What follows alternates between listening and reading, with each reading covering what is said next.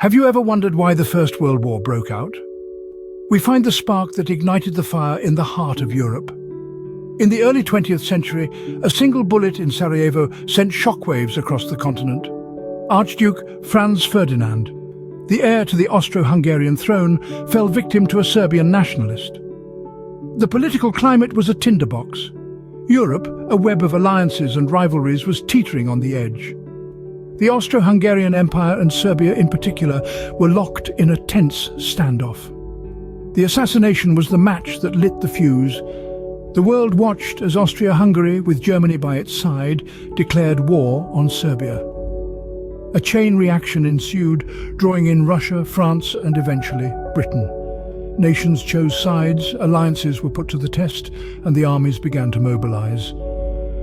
And so, with the death of an heir, the stage was set for a conflict that would redefine the world. Yet the origins of the war were not as simple as a single assassination. The early 20th century Europe was a simmering cauldron of complex alliances, intense nationalism, and a precarious balance of power.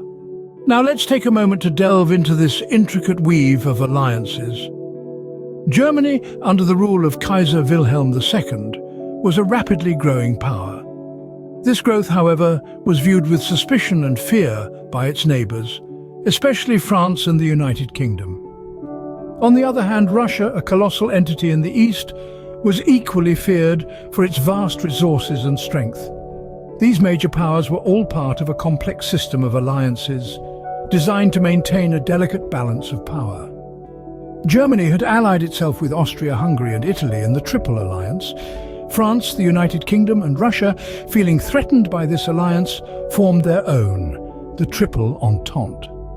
But it wasn't just about alliances. Nationalism, too, played a crucial role in the lead-up to the war. The principle of self-determination was gaining ground, with various ethnic groups seeking their own nation-states. This was particularly evident in the Balkans, often referred to as the powder keg of Europe.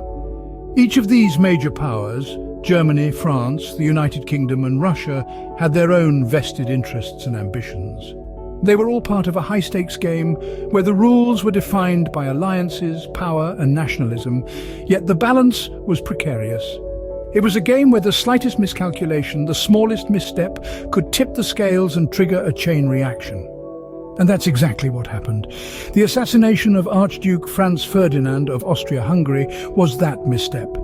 It lit the fuse of the powder keg that was Europe, setting off a chain of events that would culminate in the First World War.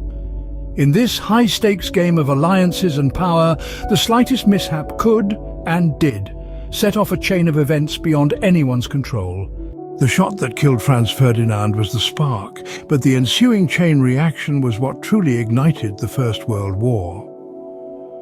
This chain reaction began with Austria-Hungary declaring war on Serbia on July 28, 1914. This declaration was a direct response to the assassination of Archduke Franz Ferdinand, heir to the Austro-Hungarian throne, by a Serbian nationalist. But why did this localized conflict escalate into a global war? The answer lies in the complex system of alliances that existed in Europe at the time. Serbia's ally, Russia, felt compelled to mobilize its troops in defense of Serbia. This, in turn, alarmed Germany, an ally of Austria-Hungary, which declared war on Russia on August 1st. Germany then enacted the Schlieffen Plan, a military strategy designed to swiftly defeat France before turning its full attention to Russia. This plan called for a rapid invasion of neutral Belgium to bypass the heavily fortified Franco-German border. On August 3rd, Germany declared war on France and invaded Belgium the next day. This violation of Belgian neutrality was a critical moment in the escalation of the conflict. Britain had guaranteed Belgian neutrality in the Treaty of London of 1839. In response to Germany's invasion of Belgium, Britain declared war on Germany on August 4th, thereby joining Russia and France in what would become known as the Triple Entente.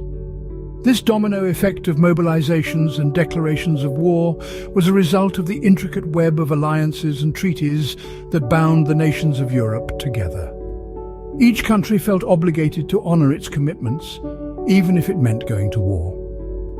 The political leaders of the time may have hoped for a short, limited conflict, but the reality was far different. The war machinery was now fully engaged, with millions of men mobilized across Europe, ready to fight in a war the likes of which the world had never seen. With the gears of war now in motion, there was no turning back. As the world plunged headfirst into war, the lines were drawn and the sides were chosen. In the heart of Europe, the Central Powers came into formation. This alliance was primarily made up of Germany, Austria-Hungary, the Ottoman Empire and Bulgaria.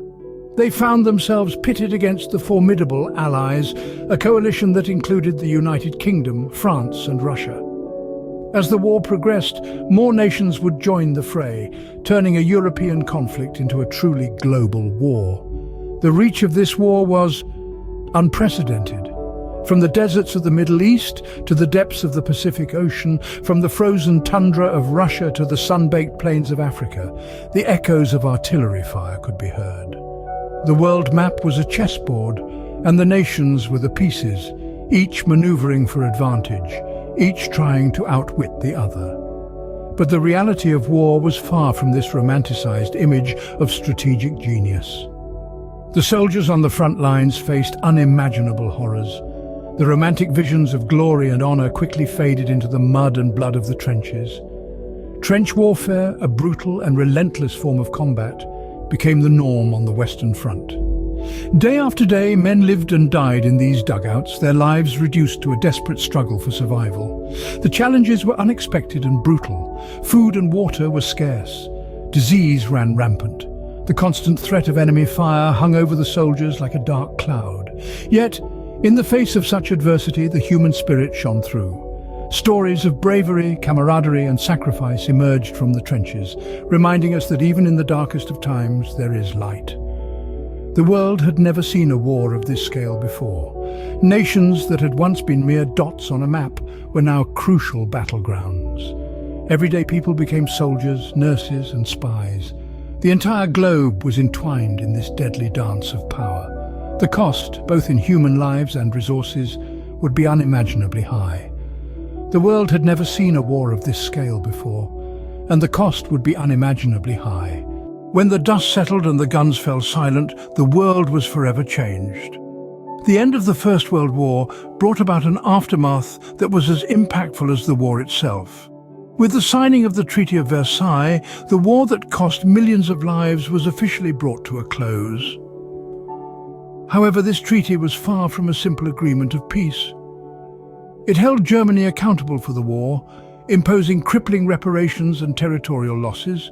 The resentment sown by this treaty would later serve as a catalyst for the Second World War. The loss of life was staggering, with an estimated 9 million combatants and 7 million civilians losing their lives. The world mourned as a generation of young men were lost to the horrors of war. The physical scars of the war were mirrored by psychological ones, as soldiers returned home with the haunting memories of the trenches. The political landscape of Europe was dramatically changed as well. Empires that had stood for centuries crumbled, giving rise to new nations.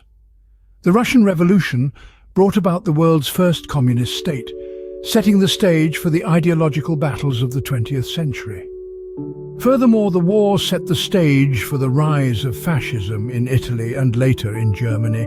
The First World War also had profound effects that extended beyond the immediate aftermath. It marked the beginning of the end of European dominance on the world stage and the start of the ascendancy of the United States and the Soviet Union. Moreover, the war brought about advancements in technology and warfare which would continue to shape the world in the years to come. As we look back, it is clear that the First World War was not just a historical event, but a turning point in human history. It shaped the world we live in today, from the borders of nations to the way we wage war. The First World War, a cataclysmic event born out of a complex web of alliances, nationalism, and a single assassination, forever scarred the face of history. So, to revisit our initial question, why did the First World War break out? Our journey began with the spark that ignited the fire, the assassination of Archduke Franz Ferdinand of Austria. This act of violence set off a chain reaction, exposing the fragile system of alliances that had been established in pre-war Europe. Countries were quickly drawn into the conflict, their mobilizations and declarations of war creating a domino effect that would envelop the globe.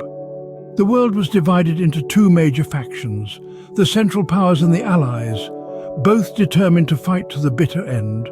The war's aftermath revealed a world forever changed. Empires crumbled, borders were redrawn, and the seeds of future conflicts were sown. While the First World War was born out of complex circumstances, its impact is undeniable, forever shaping the course of human history.